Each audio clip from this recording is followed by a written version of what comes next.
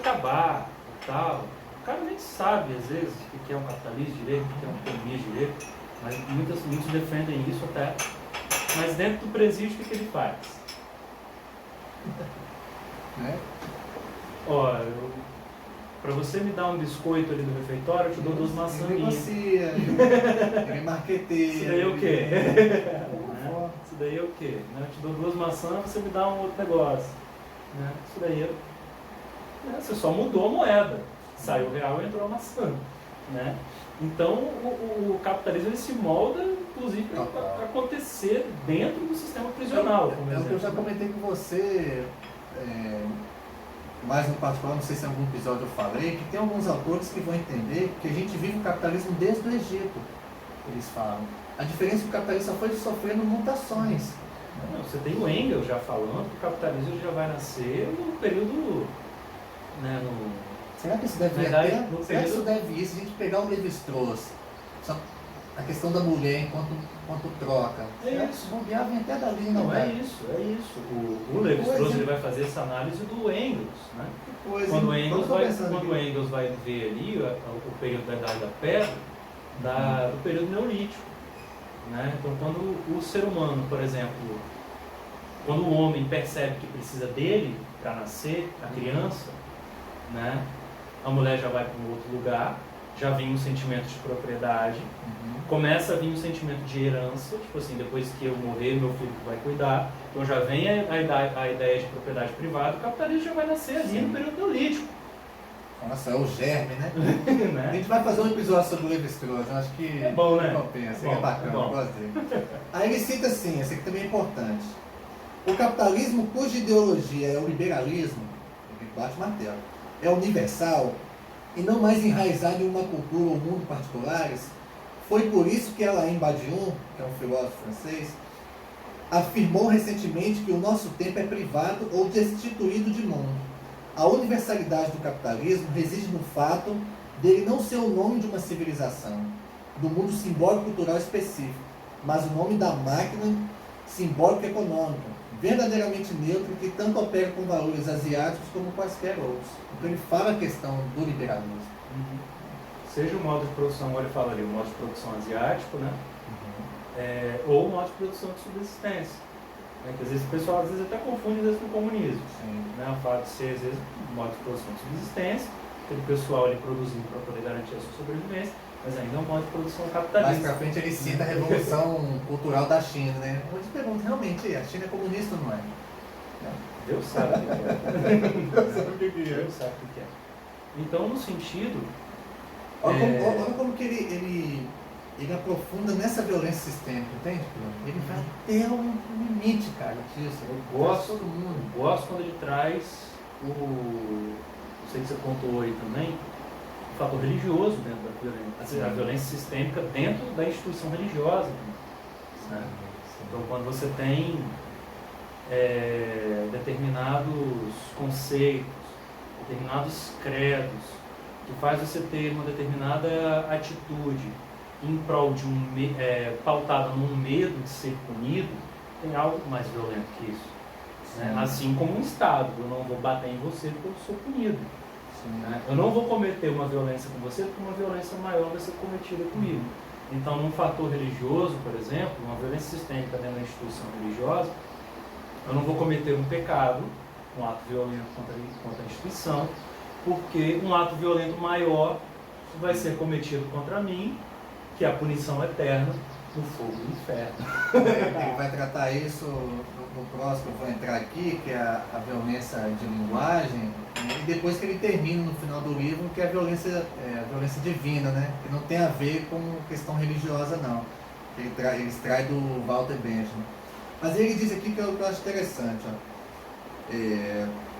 Temos a política do medo, para a gente falar do controle da massa. Hoje a variedade predominante da política é a biopolítica pós-política. Impressionante exemplo de jargão teórico, que, no entanto, podemos decifrar com facilidade. A pós-política é uma política que afirma deixar para trás os velhos combates ideológicos para se centrar, por outro lado, na gestão e na administração especializadas. enquanto a biopolítica designa como seu objetivo principal a regulação da segurança e do bem-estar das vidas humanas. É evidente que hoje as duas dimensões se sobrepõem. Quando se renuncia às grandes causas ideológicas, tudo o que resta é a administração eficaz da vida, ou quase apenas isso. O que significa que, com a administração especializada, despolitizada e socialmente objetiva, e com a coordenação dos interesses como nível zero da política, a única maneira de introduzir paixão nesse campo e de mobilizar ativamente as pessoas é através do medo, um elemento constituinte fundamental da subjetividade de hoje. Por isso, a biopolítica é, em última instância, uma política do medo, que se centra na defesa contra o assédio ou a vitimização potenciais. Que é algo que controla mais as pessoas a partir do medo do que a instituição religiosa. É o medo de ser punido, é o medo de ir para o inferno. Falando do cristianismo, mas de outros, né? Também o medo de ter uma punição eterna por conta de determinadas atitudes que vão contra os princípios da religião que você segue. Os cristãos que me desculpem, no livro ele bate em todo mundo. No islamismo, no budismo, ele bate até no ateu, ele bate em todo mundo. Mas eu me lembro, quando eu era da igreja, tinha uma oração, que era a oração de São Bento, que o pessoal rezava, mas rezava numa força, que a reza terminava assim: retira-te, Satanás, é mal que me oferece, prova a ti mesmo o teu veneno. Amai o teu inimigo e se dane para lá. Né? Prova a ti mesmo o teu veneno. Então você tinha, às vezes, grupos religiosos que chegavam nessa parte do prova a ti mesmo o teu veneno, o pessoal gritava. Você via o endeusamento da violência dentro daquele ambiente de paz e amor da religião. Né? Então, mas no islamismo eles levam... como o discurso está ali, né? Como o discurso está ali? O discurso está onde? A linguagem está onde? Na oração.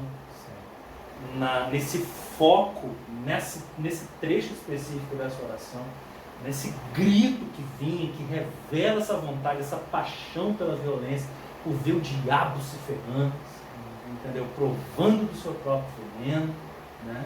Isso eu estou pegando o exemplo. Estou pegando o exemplo do cristianismo. O negócio estava começando a comentar o islamismo. Tem a questão do olho por olho, dente por dente. Vão pregar lá algo onde autoriza realmente a violência e a morte, coisas assim. E o fundamentalista, né, você tem determinados rituais ali do islamismo que inclusive do xiita, que a oração é dando tapa, né? A oração é dando tapa. Assim, se eu for levar, enquanto psicanalista, essa coisa da oração em si, desse tipo, né, com todo esse conteúdo e tudo mais, levar isso ao pé da letra, dentro da estrutura da linguagem, isso vai produzindo que depois isso sai via ato. Né? Isso sistematiza o pensamento, né, que vai causando de forma muito indireta e inconsciente, mas que respinga no social, não tem como. Todo mundo, fica nítido, né? Acaba ficando nítido essa violência. Né? E aquilo, a gente está falando que o cristão prega tal coisa, ou que o muçulmano prega isso, ponto, acabou. Não, mas é aquilo que o Anderson comentou. O Zizé que ele bate em todo mundo. Ele bate todo mundo. Ele todo mundo. Até na gente que não acredita em nada. Que até a não crença é violenta. Não, o próprio Ziz, que ele é ateu, e ele critica o ateísmo de várias maneiras. Acabado. E aí ele entra nas últimas dois modos de violência, que é a violência de linguagem e a divina, né? Pra gente ir encerrando. E ele fala assim da violência da linguagem, né? Ele diz: o modo como a linguagem funciona torna problemática a ideia prevalecente da linguagem e da ordem simbólica como meio de reconciliação e mediação, de coexistência pacífica, por oposição a um meio violento de conflito imediato e cru.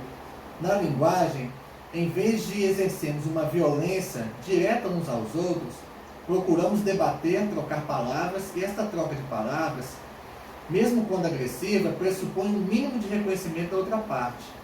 A entrada da linguagem e a renúncia à violência são muitas vezes entendidas como dois aspectos de um só e mesmo gesto. Falar é o fundamento e a estrutura da socialização e caracteriza-se pela renúncia à violência. Uma vez que o homem é um animal de fala, isso significa que a renúncia à violência define o núcleo da existência humana. São realmente os métodos e os princípios da não-violência que constituem a humanidade dos seres humanos, a coerência e importância dos princípios morais baseados nas convicções no sentido da responsabilidade. Pelo que a violência é realmente uma perversão radical da humanidade. Na medida em que a linguagem esteja infectada pela violência, sua emergência acontece sob a influência de circunstâncias patológicas contingentes, que distorcem a lógica imanente da comunicação simbólica. Muito bem, mas e se os humanos superassem os animais em sua capacidade de violência, precisamente porque falam? Olha só, como Hegel já sabia, há algo de violento no próprio ato de simbolização de uma coisa, equivalente à sua mortificação, porque o Hegel diz que a palavra mata a coisa. Né? É uma violência que opera em múltiplos níveis. A linguagem simplifica a coisa designada, reduzindo-a a um simples traço. Difere da coisa, destruindo sua unidade orgânica, tratando suas partes e propriedades como se fossem autônomas. Insere a coisa num campo de significação que lhe é, em última instância, exterior. A barreira da linguagem, que me separa para sempre do abismo de outro sujeito, é simultaneamente aquilo que abre e que mantém esse abismo. O próprio obstáculo que me separa do além é aquilo que cria sua imagem. É o que a gente discutiu agora aqui sobre a questão religiosa. A divisa cristã de que todos os homens são irmãos significa também que aqueles que não aceitam essa fraternidade não são homens. Não são homens que precisam ser punidos, precisam ser eliminados. Né? Então, na prática, né, na prática mesmo, o Zizek ele é extremamente hegeliano nesse sentido, de que isso tudo que ele está falando aqui está matando muita coisa. Né? Se o Hegel defende, né, que a palavra ela tem esse poder simbólico, né? Tempo que simboliza, mortifica, né, exatamente, ele está colocando isso tudo na prática nesse livro, e no discurso dele. Né? E sabe o que eu poderia te provocar assim, que não vem na cabeça? Isso também me vai longe. Lá vem. Isso que está acontecendo com o racismo, com essas derrubadas dos escravocratas, né, esses monumentos, né? O que isso tem também da linguagem ali? Se é realmente um apagar da história ou se é uma ressignificação. Diferente do ato que teve recente, que até o Vladimir Safata postou, né, que em vez de derrubar um monumento lá dos escravocratas, colocaram crânios, né, fizeram uma arte, colocaram crânios ali, porque eu entendi que derrubar é como se fosse apagar a história, e não, tem que realmente mostrar o que escancarar. O que você pensa sobre isso? Quando Jacques Legoff, né, que é um historiador principalmente medieval, assim, mas ele trata muito sobre a história e a memória, né, a importância da memória para a escrita e o entendimento da história de uma forma geral, assim, mais ampla. Né? Se você quer reescrever no sentido despótico da coisa, se você quer reescrever uma história sobre outra, você tem que apagar tudo que tem antes. Porque você apaga primeiro tudo aquilo que remete à memória que você tem daquilo. Primeira coisa, o símbolo. Né? Então, quando você tem, por exemplo, a execução de Saddam Hussein, uma das primeiras coisas que fizeram foi o quê? Derrubar a estátua do Saddam Hussein no Iraque. Né? Então, é muito interessante, né, essa relação da história e memória e o símbolo quanto alicerce da memória e esses dois como alicerce da história. Então eu acho muito interessante isso, né? Talvez mais do que a gente derrubar, né? Revelar, né? Escancarar. Revelar. Porque a gente pode repetir isso daqui a 1000 anos, sim, cara. Sim, se você apaga aquilo ali, aí você constrói outro. Né? Você constrói outro. Agora se você deixa algo ali, né, para lembrar o que aconteceu, a marca, não deixa a foto do cara ali, com um monte de gente morta embaixo. Você traz um outro significado para aquele símbolo. É um real forte. Tá? Não é só o significado, é quando a gente nota que o significante tem mais poder que o significado. Total. Né? Aí já vai. Sim, Já vai pra psicanálise. Não, com certeza. É o que em psicanálise a gente fala do significante mestre, né? Ele que é autoritário. Todo significante mestre, ele é autoritário, né? Então, quando eu trabalho, por exemplo, a imagem do Dom Pedro I com os meus alunos no ensino fundamental, né? Às vezes trazem aquela imagem romântica do Dom Pedro I, né? Como um cara que, né? O pai, vamos dizer assim, responsável pela independência. E eles descobrem que Dom Pedro I era um babaca, né? Dom Pedro I era um déspota, um absolutista, que a independência do Brasil, a emancipação política do Brasil é mais ligada à Imperatriz Leopoldina e ao José Bonifácio do que ao Dom Pedro I em si, né? Eles notam isso, né? Eu não preciso apagar o Dom Pedro I, eu não preciso falar, não, esquece esse cara aqui, vamos focar só no José Bonifácio Leopoldino. Não, eu posso manter o Dom Pedro I ali, mas ó, vamos ver o todo. Além do independência ou morte, além da independência ou morte, né, esse lema revolucionário francês, até maçom, se não me engano, o que está por trás disso? Por que aconteceu isso? Qual foi a reunião do Partido Brasileiro que aconteceu 3 dias antes? Né? Mas já tem livro didático que já traz isso. É interessante isso, não sou só eu falando, né? Não é só o professor falando. Já tem o livro didático, até pela própria BNCC do Brasil, já está trazendo isso, né? De analisar este todo mesmo, sabe? Analisar este todo. De você também tirar, por exemplo, aquela história idiota de a escravidão estava acabando e como não tinha mão de obra, tinha que trazer um imigrante. Tá, acabou a escravidão, Thanos estalou o dedo e o cara que é o ex-escravo virou pó, sumiu, né? Você não podia dar um dinheiro para ele, para ele poder trabalhar, né? Você tinha que trazer um outro cara. Então, quando você revela essa política de branqueamento, esse genocídio dessa população afrodescendente forra, né, que não tinha para onde ir, porque não podia ter propriedade, não podia trabalhar em fábrica, não podia nada, e aí vai ocupar os morros e surgir aí os guetos, as favelas e por aí vai. Então, quando você traz essa coisa, né, você não precisa descartar o Dom Pedro II, mas mostrar tudo isso, né? Não defender A ou B também, né? Você mostra aqui. Agora, o que você vai tirar disso, né? Tá aí o papel do professor, né? De forma bem prudente, né? Sensata. E mostrar de fato. E esse nosso ato, voltando para o Zizek, é um ato completamente violento. Porque o aluno, às vezes, traz uma visão de algo que é vendido, né, romanticamente pela coisa, aí a gente vai lá e quebra.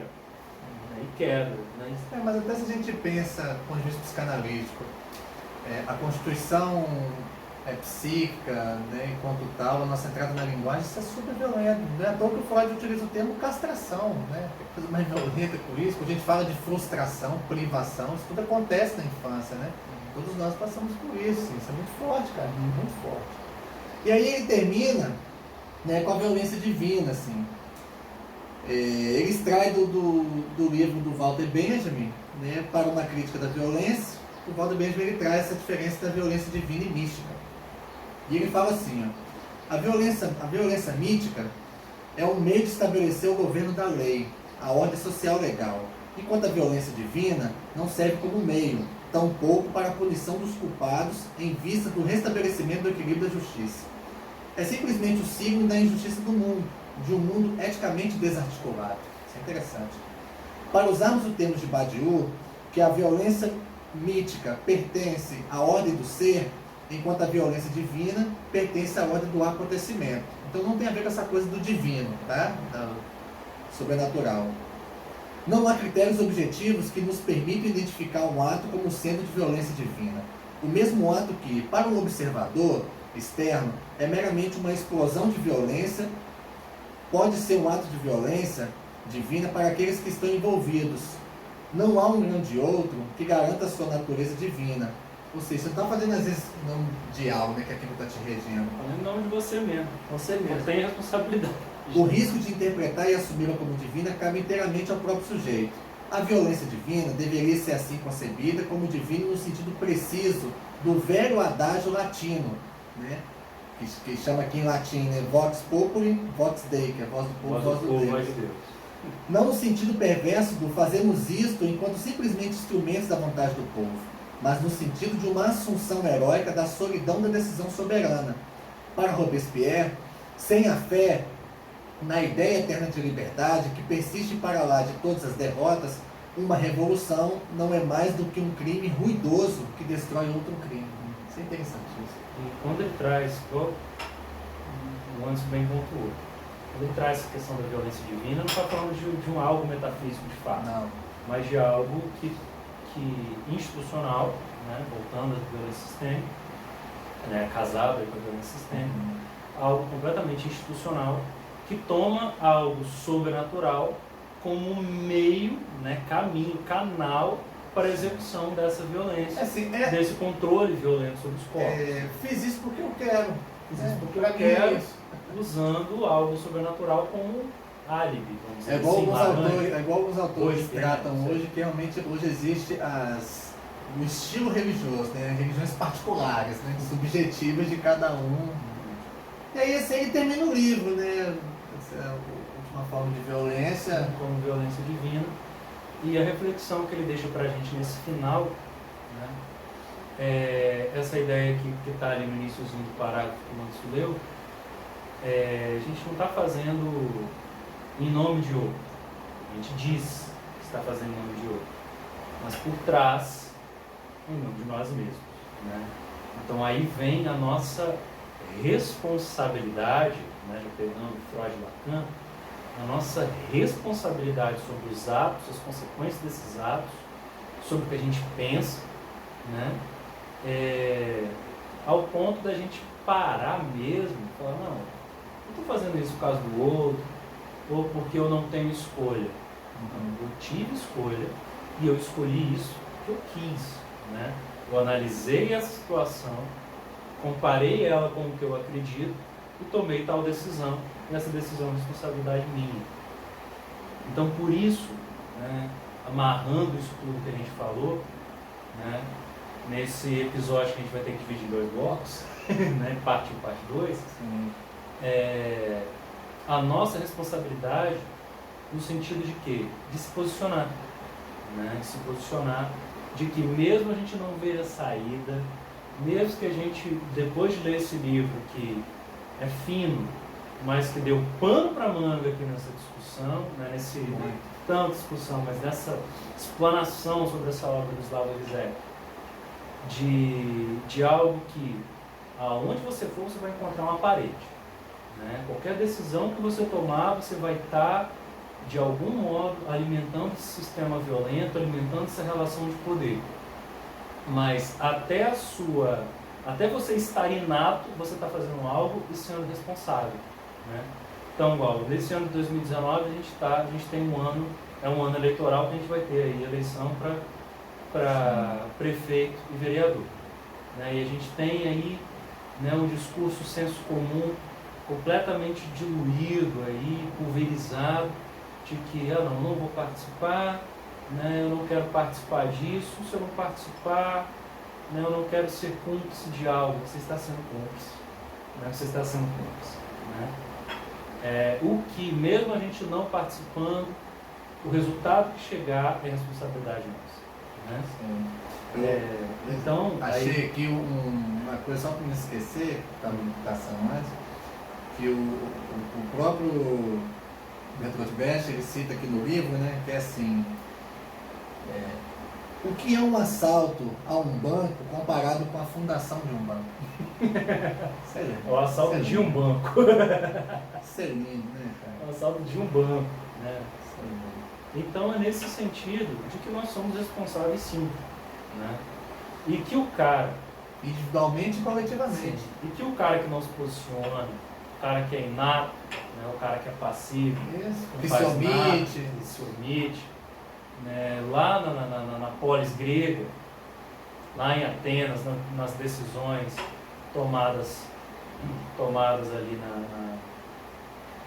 tomadas na Assembleia, cara que não fazia isso, ele ganhava um nome de idiota. Ele ganhava um nome de idiota, aí vem o termo idiota, né, que é o cara que não faz nada. Então, estou terminando, né, esse segundo bloco, né? Não sejamos idiotas, né? Falando aí numa violência de linguagem, como os lavões, como o Zizek que traz no livro dele tudo. E ainda se denominando cidadão do bem, né? Então não sejamos idiotas, né?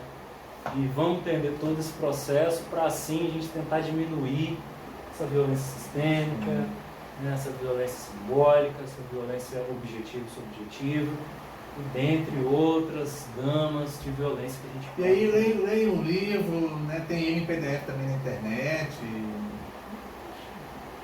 Tem. Mas é o que a gente tem para falar, beleza? Então, pessoal, é isso. Propague a nossa palavra, né? A vacina está próxima? Será? Não sei. Talvez. Talvez. Está próxima, mas não sei se vão comprar ou não, enfim. Então curte aí, segue a gente. Se você gostou, curte. Se você não gostou, não curte ou descurte, sei lá. Segue a gente no Instagram e até a próxima. Até a próxima. Tchau, pessoal. Tchau.